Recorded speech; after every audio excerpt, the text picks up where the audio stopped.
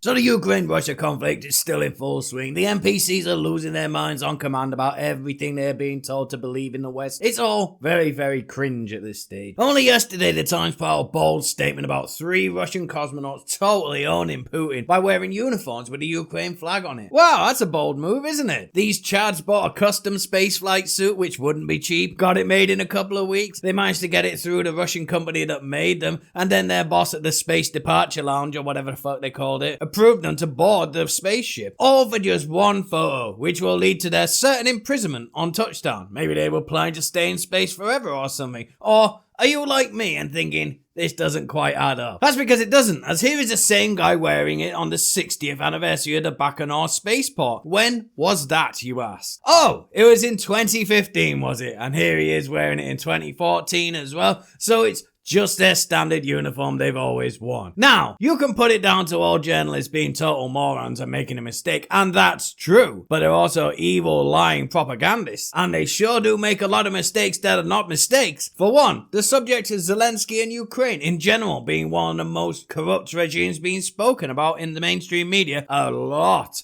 up until they were seemingly ordered not to before the start of this propaganda bonanza. They also enjoyed speaking at length about Ukraine's Nazi problem, which they absolutely do have. They have elected Nazis in their state offices. And we know what the left enjoys the most. It is discussing Nazis and how everyone who disagrees with them is one. People who oppose COVID restrictions, Nazi. People who think maybe teachers shouldn't be allowed to groom children and instead just teach math badly, alright, Nazi. Makes total sense, doesn't it? However, when shown real Nazis, and they're not ignoring them, look at this headline. They look past their Nazism, and as that headline shows, they try to make them seem cool. So all the truckers in the Canadian convoy were Nazis, but you can't explain why. But when the NPCs are faced with real Nazism, but it's on their side, as it always is, the outrage turns into, it's complicated, bro. I, an intellectual, can see past this thing I pretend to hate the most because the TV told me to. So there is so much propaganda and lies, and it's all aimed at woke white women because they're the dumbest people in society, and they will do anything you tell them to if they perceive you as an authority figure. It's smart, really, because they're very determined to show everyone how stupid they are on social media and spread the lies.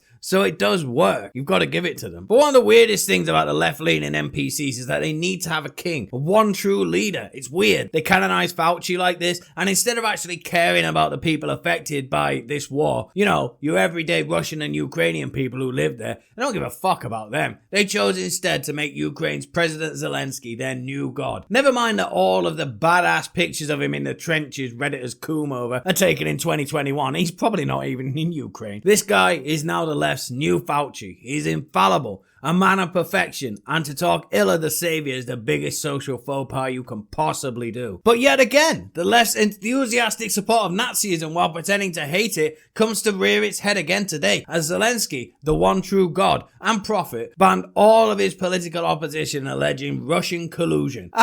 Where have we heard that playbook before? Let's see what political parties he's banned. The Opposition Platform for Life, the Opposition Bloc, Party of Sharia, Left Opposition, Ours, Union of Left Forces, State, Progressive Socialist Party. Ouch, that's got a sting, leftist communist. You want Zelensky's babies, but he hates you. And some more socialist parties. A lot of these parties just seem opposed to Zelensky's regime, but I'm sure that's just a coincidence. Nice democracy you got there, bro. You know who else banned all his political opposition? Why? That was Adolf Hitler. In 1933, there was a fire in the parliament buildings in Germany, and Hitler used that event to declare everyone who opposed him was fake and gay, and banned and imprisoned them. It's a bit weird, isn't it? A country with a large Nazi problem and a leader who is following Hitler's playbook to declare himself as the one true emperor of the Ukraine is the left's absolute one true savior. The NPCs have gone into full cope mode on Twitter and social media, of course, and they are saying how cool it is because, you know, they don't understand anything and only know what they've been programmed to think. A man who assumes all power and becomes the unassailable dictator of a nation? Of course that's amazing. I've been told to like it. The TV said so. But don't worry, everyone. The West just gave this guy all of our best weapons, and then days later he declared himself the dictator of Ukraine. I'm sure this can only go well. That's it for today's video. Don't forget to like and share, subscribe to see more content like this. Thanks, boy.